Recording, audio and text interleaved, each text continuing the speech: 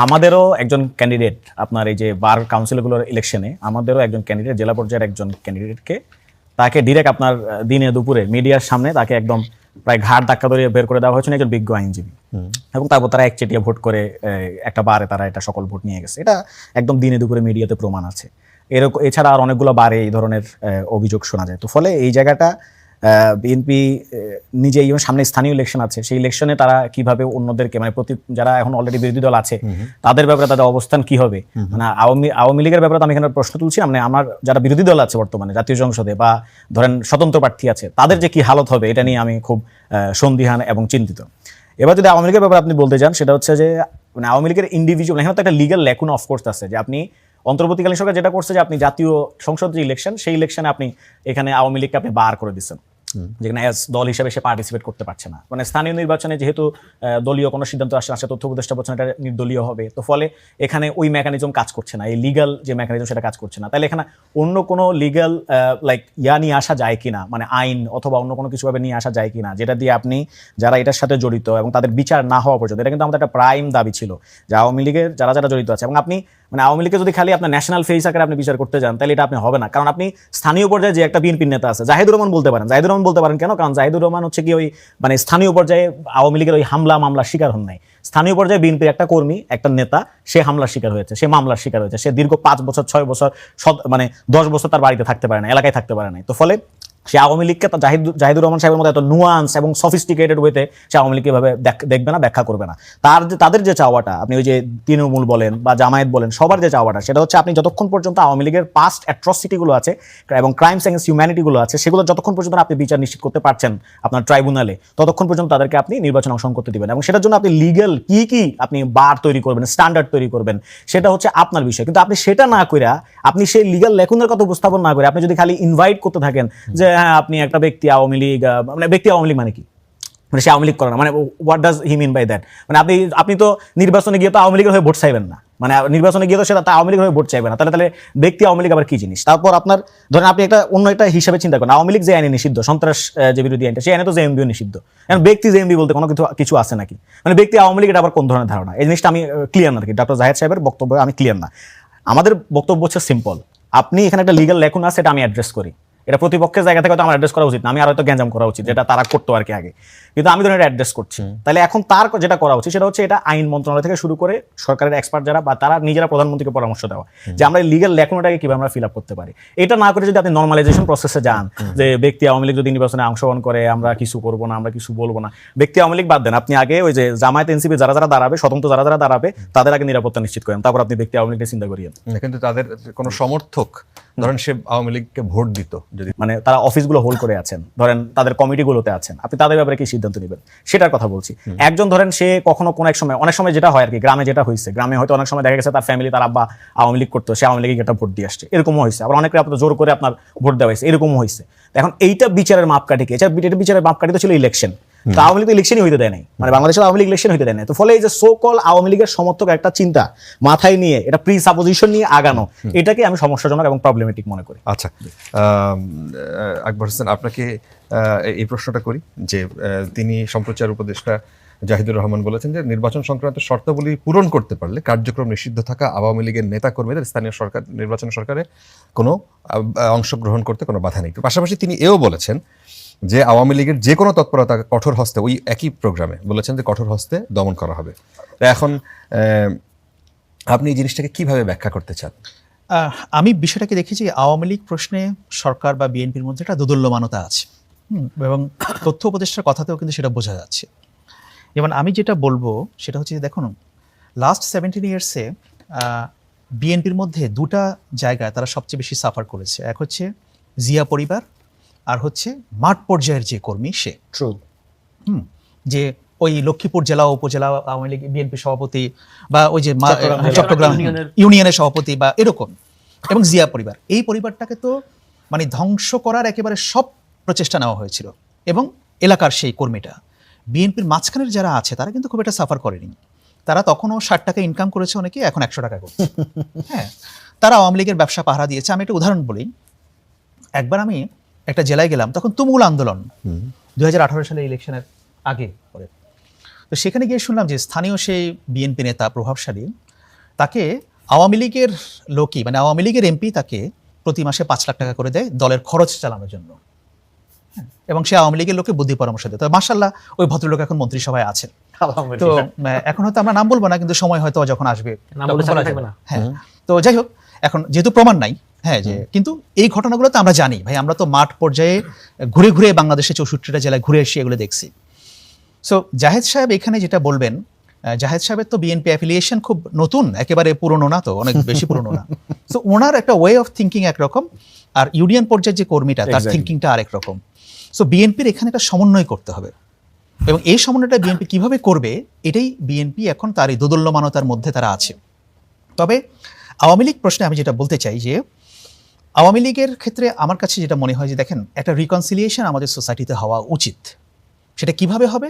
Reconciliation তো এমনি হয় না, আপনাকে আগে ভুল স্বীকার করতে হয়, যারা অপরাধী তাদের বিচার হতে হয়, দেন যাদের হাতে রক্তের দাগ নাই বা যারা কোনো ব্যাপক আকারে করাপশন করে নাই বা ক্রিমিনাল অ্যাক্টিভিটির সঙ্গে যারা জড়িত ছিল না বা যারা সমাজে ঘৃণা ছড়ায় না, এই লোকগুলা কারা? এরা আমাদের আশপাশের লোক। এরা দেখবেন কেউ আপনার বন্ধু, আমার পরিবারের লোক, আমার আত্মীয়, তাই না, বাংলাদেশ। কিন্তু ব্যাপার হচ্ছে যে সেটাকে আপনি কিভাবে অ্যাড্রেস করবেন।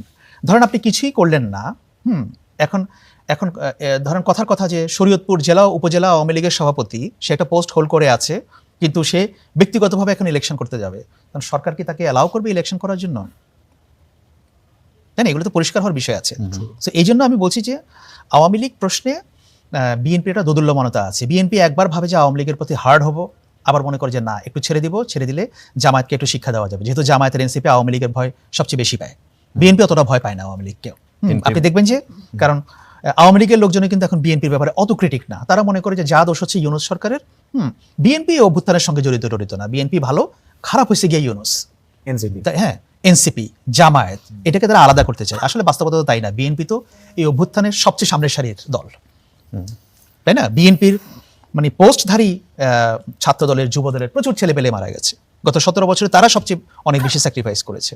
কিন্তু আওয়ামী লীগ দেখাতে চায় যে না, বিএনপিকে আলাদা করতে হবে এদের কাছ থেকে, ওরা খারাপ, বিএনপি ভালো। হ্যাঁ, ওই যে ইন্ডিয়ান পলিসি যেটা আর কি ইন্ডিয়ান সরকার করতো না, যে ইউনূস খারাপ, তার সঙ্গে ডিল করা যাবে না, বিএনপি আসলে আমরা তাদের সঙ্গে ডিল করব, বা নির্বাচনে যে জিতবে তাদের সঙ্গে ডিল করব। একই পলিসি কিন্তু ইন্ডিয়ান থিঙ্কিং এবং আওয়ামী লীগ থিঙ্কিং। আপনি দেখবেন ইভেন ফেসবুকে আপনি যদি এখন বিএনপির কোনো সমালোচনা করেন, বিএনপিকে ডিফেন্ড করতে কিন্তু বিএনপির লোক আসে না, আওয়ামী লীগের লোক আসে। রাইট। সো আওয়ামী লীগ এখন ওই স্পেসটা তৈরি করার চেষ্টা করছে আর কি। এখন সরকারের মধ্যে একটা ওই যে দোদুল্যমানতা ওই জন্য তৈরি হয়েছে যে ঠিক আছে, আওয়ামী লীগের কিছু ভোট হয়তো পাওয়া যাবে, আবার তারা ভাবে যে আচ্ছা ঠিক আছে, এইভাবে দমন পীড়ন করেও কি পারবো কিনা, বা একটু ছাড় দিলে দেখি না কি হয়, পরবর্তীতে আবার ট্যাকল করবো, জামায়াত আর এনসিপি তো সবসময় সাথে থাকবেই। সো সবকিছু মিলে আমি বলবো না যে জাহেদ সাহেব যে কথা বলছেন এটাই ফাইনাল কথা। আচ্ছা, ডাক্তার রাকিব। জি, আমাকে ধন্যবাদ আপনাকে। আমি এর আগে দুটো জিনিস অ্যাড্রেস করি। একটা হচ্ছে কি, আপনি ওই মাননীয় স্বরাষ্ট্রমন্ত্রী আজকে যে ব্যাংকিং এর বিষয়টা নিয়ে কথা বলছিলেন, তো ব্যাপারটা হচ্ছে কি, এই প্রস্তাবটা তুলেছিলেন ডাক্তার শফিকুর রহমান, বিরোধী দলীয় নেতা। তো এটা একটা গুরুত্বপূর্ণ আলাপ, উনি সরকারের পক্ষ থেকে উনি এটার কাউন্টার দিয়েছেন, এটা খুব স্বাভাবিক বিষয়। উনি কেন এটা কথা বলতে পারবেন না, এটা আমি আপনি ডিটেক্ট করার কেউ না, নির্ধারণ করার কেউ না, এক নম্বর কথা। সেকেন্ড কথা হচ্ছে কি, সিফাত যে কথাটা বলছিলেন যে এটা তো ওনার মন্ত্রণালয়ের অধীনে, আসলে বিজেপি স্বরাষ্ট্র মন্ত্রণালয়ের অধীনেই। আর থার্ড কথা হচ্ছে কি, এই বিষয়ে আমি আরেকটা কথা বলতে চাই। ব্যাপারটা হচ্ছে কি, এখানে যে একটা বক্তব্য নিয়ে মূলত আলোচনাটা শুরু হয়েছিল, এখানে আসলে তিনি স্বরাষ্ট্রমন্ত্রী হলেও কিন্তু যেহেতু সীমান্ত খুব উত্তেজনা মুহূর্ত, এই মুহূর্তে আমাদের 57তম সম্ভবত 4 দিনে দিল্লিতে বৈঠক চলতেছে বিএসএফ এবং বিজিবির মধ্যকার। তো এই জিনিসটা অত্যন্ত একটা সেন্সিটিভ ইস্যু, এবং এটাতে আসলে আমাদের একটা গ্রাম্যটা প্রবাদ আছে না যে জিকে মেরে বউকে শিখানো। এখানে আসলে আপনি কিন্তু খেয়াল করে থাকবেন আমাদের বিজেপির মুভমেন্টটা কোন দিকে। আমাদের বিজেপি কিন্তু প্রত্যেকটা সীমান্ত বেশি মোতায়েন করা হয়েছে, এবং তারা কিন্তু একটা ফায়ারিং পজিশন আছে। এবং একপাক্ষিক আপনি যদি একটা সিঙ্গেল ন্যাস থেকে দেখেন, তাহলে জিনিসটাকে আপনি রিড করতে খুব কষ্ট হবে, কারণ অনুপ্রবেশ কিন্তু বাংলাদেশ থেকে হয়, এটা আপনি পুরোপুরি অস্বীকার করতে পারবেন না। বাংলাদেশ থেকে খুব কম পরিমাণ হলেও অনুপ্রবেশ হয়, এখানে চোরাচালান হয়, এখানে ড্রাগ ডিলিং হয়, সবকিছুই হয়। বাংলাদেশেই হয় না, বাংলাদেশে না, দুই পাশে হয়, আমি সেটাই বলতেছি। দুই পাশে হয়, এই পাশ থেকেও যায়, ওই পাশ থেকেও আসে, দুটাই হয়। তো এখন এই জিনিসটা হচ্ছে, ধরেন এটা যেহেতু ওই পাশের লোকজন মারা গেছে কবে? না, আমি এটাকে ডিফেন্ড করতেছি না, ওই পাশের লোক মারা যায় না। এই কারণে হচ্ছে কি, আমাদের যেহেতু এখান থেকে ফায়ারিং পজিশন রেডি করা হচ্ছে, আপনি খেয়াল করে থাকেন এখানে যতক্ষণ পর্যন্ত তাদের ল্যান্ডে আছে, এই যে এখনো পর্যন্ত আমি রিপোর্টে দেখলাম 10 জন মানুষের খোলা কাশি নিচে এরকম নিউজ করতেছে। তো ওখানে যতক্ষণ ওদের পজিশন আছে ততক্ষণ পর্যন্ত আমাদের বিজিবির কিছু করার নাই। যখন নো ম্যান্স ল্যান্ডে আসে, তখন এটা নিয়ে পতাকা বৈঠক হয়। তো যখন আপনি এখান থেকে জোরপূর্বক পুশব্যাক করার চেষ্টা করেন, তখন আপনি কি করবেন?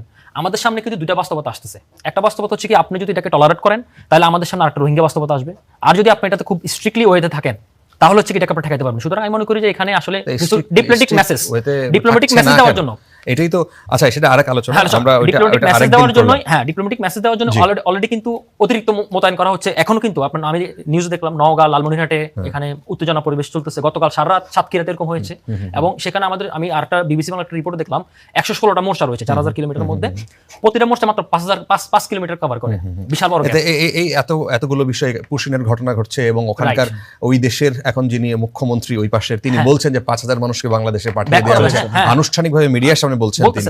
আবার এদিক দিয়ে আমরা দেখলাম যে সরকারের কোনো জায়গায় মানে হাই কমিশনারকে ডেকে জিজ্ঞেস করা হয় নাই, এখন হাই কমিশন নাই, বারবার তো হাই কমিশন যে তাকে এরকম আনুষ্ঠানিক কোনো বক্তব্য একটা ইয়া দিক জি, আচ্ছা এটা আরেক দিনের আলোচনা। আমরা যেহেতু আর থার্ড বিষয় হচ্ছে কি, আপনি এই মুহূর্তে ওই নির্বাচন নিয়ে বিষয়টা আলাপ উঠালেন, জি স্থানীয় সরকার নির্বাচনে, হ্যাঁ আমার এখানে একটা আর্গুমেন্টের জায়গা আছে। দেখুন এই ব্যাপারটা যদি ধরেন, আমাদের এবারে যে সর্বশেষ 12 ফেব্রুয়ারি ইলেকশনটা হলো, সেই 12 ফেব্রুয়ারি ইলেকশনে আওয়ামী লীগ নিষিদ্ধ ছিল, তাই না? এখন এখানে কিন্তু আলাপটা ধরেন, আপনি যে প্রশ্নটা সিফাতকে করলেন, ধরেন সে আওয়ামী সমর্থক, তার কোনো ফৌজদারি অপরাধ নেই, তাহলে আপনি কি তাহলে তাকে ইলেকশন থেকে বঞ্চিত করতে পারবেন? যে কোনো ইলেকশনে সে যদি তার নিজে স্বতন্ত্র ইলেকশন করে, কারণ স্বতন্ত্র ইলেকশন যে কেউ করতে পারে, আমি আপনি যে কেউ করতে পারি। ইভেন আপনি নিশ্চয় মনে আছে গোবিন্দ প্রামাণিক, তিনি হিন্দু মহাসচিব জোটের একটা মানে সভাপতি, কিংবা কিন্তু আমি সমর্থক, তিনি ইলেকশন করেছেন।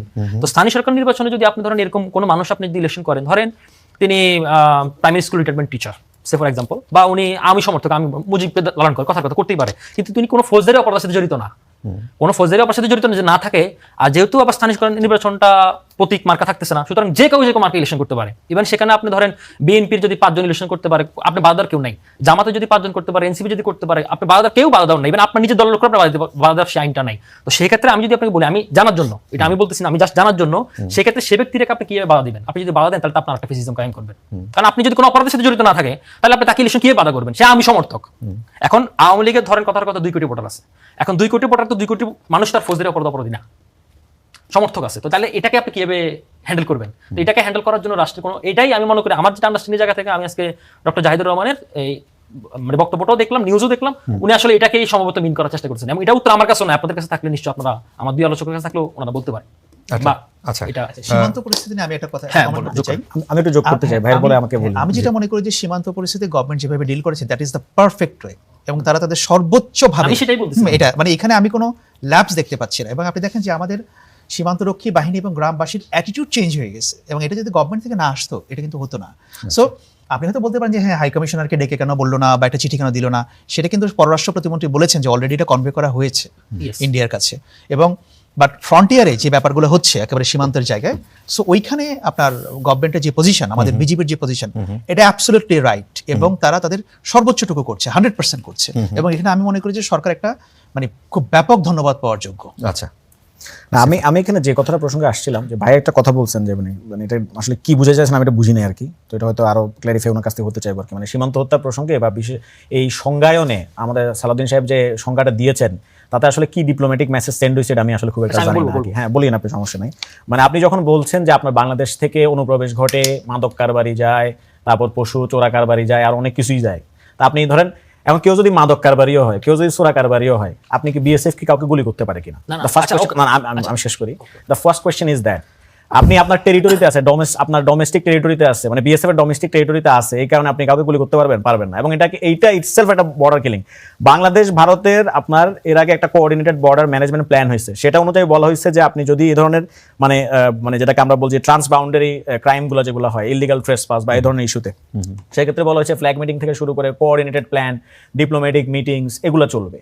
এগুলো চলে তারপর হচ্ছে একটা সিদ্ধান্ত আসবে। কিন্তু আপনি তো মানে পাখির মতো মানুষকে গুলি করে মারতে পারেন না। এবং ইনফ্যাক্ট জাতিসংঘের যে আপনার ওয়েপন্স নিয়ে ফায়ার আর্মস রেগুলেশন যেটা আছে, সেখানে স্পষ্ট বলা আছে যে আপনি লিথেল ওয়েপন তখনই আপনি ইউজ করতে পারবেন যখন আপনি ইফেক্টিভ সকল আদার মিনস আপনি অলরেডি ইউজ করে ফেলছেন, এবং যে ব্যক্তি সামনে আছে সে আপনার জন্য এমিনেন্ট ডেঞ্জার এবং থ্রেট তৈরি করছে, তখনই আপনি লিথেল ওয়েপন আপনি ইউজ করতে পারবেন, তার আগে পারবেন না। ফলে আপনি যখন সালাউদ্দিন সাহেব যখন তার বক্তব্য দিয়ে এমন একটা কিছু বুঝাচ্ছেন যে হ্যাঁ এটা তাদের আভ্যন্তরীণ বিষয়, নো, এটা তাদের আভ্যন্তরীণ বিষয় না, internationally it is recognised as border killing. এটা নিয়ে হিউম্যান রাইটস ওয়াচ থেকে শুরু করে অ্যামনেস্টি ইন্টারন্যাশনাল প্রত্যেকের ভুরি আর্টিকেল আছে, এবং সেগুলোর আমি মনে করি যে তারা যাওয়া উচিত। এবং আপনি উনার যে কথাটা উনি বলেছেন, সেটা বিএসএফ এর সাবেক এক ডিরেক্টর জেনারেল, নাম হচ্ছে রামান শ্রীবাস্তব, উনি মোস্ট প্রবাবলি 2011 সালে ছিলেন, ডাইরেক্টর জেনারেল ছিলেন। তিনি তার একটা বক্তব্যে বলেছিলেন যে we should not feel, I quote, we should not feel sorry about the illegal Bangladeshis entrance, যারা হচ্ছে বাংলাদেশে প্রবেশ করতেছে, বাংলাদেশ থেকে ভারতে প্রবেশ করতেছে, কারণ তারা হচ্ছে গিয়ে ইলিগাল ট্রেসপাসার, সুতরাং তাদেরকে কিল করা মানে এটা জাস্টিফায়েবল। আমি বলছি না যে সালাউদ্দিন সাহেব জাস্টিফাই করছেন, কিন্তু কথা হচ্ছে ওনার যে পরিভাষা, ওনার যে সংজ্ঞা উনি দিচ্ছেন, যেটা তাদের domestic issue, it's not domestic issue. আপনি এটাকে চাইলে ইন্টারন্যাশনাল, যদিও রোম স্ট্যাটিউটের সাথে আমাদের মানে ভারত এটার পার্টি না, সাইন করেন তারা এটার তারা এটা পার্টি না, কিন্তু পার্টি না হলেও আপনি এখানে যাইতে পারেন, এই বিষয়ে কথা বলতে পারেন, কারণ এটা গ্রেভ হিউম্যান রাইটস ভায়োলেশন অংশ। এবং পুশিন ইস্যুতেও অফকোর্স এখানে যাওয়ার অপশন আছে, কারণ মায়ানমার, যদিও মায়ানমারও কিন্তু পার্টি না, বাট ইয়েট মায়ানমার এবং বাংলাদেশের এই যে রোহিঙ্গা যে রিপ্যাট্রিয়েশন ইস্যু, সেই জায়গায় কিন্তু বাংলাদেশ গিয়েছিল এবং মায়ানমারকে কিন্তু রিকোয়ার করছে আইসিসি থেকে, তো ফলে এই জায়গাটা আছে। আমার কথা হচ্ছে আপনি যখন একটা দায়িত্বশীল জায়গা থেকে এমন একটা মন্তব্য করেন যেটা বিএসএফ এর সাবেক ডিজির কথার সাথে মিলে যায়, আমি বলছি না যে হি জাস্টিফাইড দ্য কিলিং, বাট যখনই আপনি বলছেন এটা তাদের ডোমেস্টিকের অংশ, তখন সে একটা ডোমেস্টিক ল পাস করে দিল যে ইলিগাল কাউকে দেখলে গুলি করে দিবে, মানে ডোমেস্টিক দিয়ে আপনি এটা মোকাবেলা করতে পারবেন না বর্ডার কিলিংকে। আপনাকে বলতে হবে দিস ইজ মানে গ্রেভ হিউম্যান রাইটস ভায়োলেশন, এবং এটা শুধুমাত্র ডোমেস্টিক লতে যে ভুল হয়েছে এরকম না, এটা ইন্টারন্যাশনাল ল অনুযায়ী আপনি ভুল কাজ করছেন। That's how Salauddin Ahmed should define this crime, specific crime. আচ্ছা, আমরা যদিও আলোচনার টপিক এটা ছিল না, আমাদের অন্য আরেকটা প্রসঙ্গ ছিল, আমি সেই জায়গায় আবার ফিরতে চাই। একটা রাকিব একটু আগে বললেন যে ধরেন আওয়ামী লীগের 2 কোটি ভোটার আছে, তারা যদি এখন নির্বাচন করতে চায়, আপনি কোন আইনে তাদেরকে ঠেকাবেন? সেই প্রসঙ্গে সেই উত্তরটা তো আমি প্রথমেই দিয়ে দিয়েছি।